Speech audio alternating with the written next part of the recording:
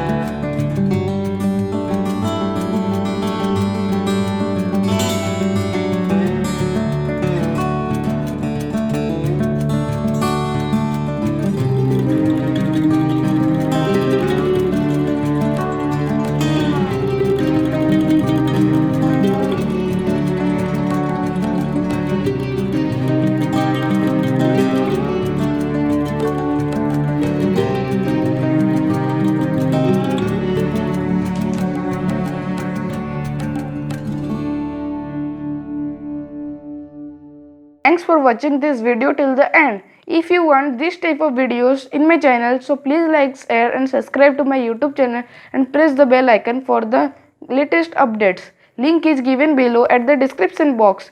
Please check. Thank you.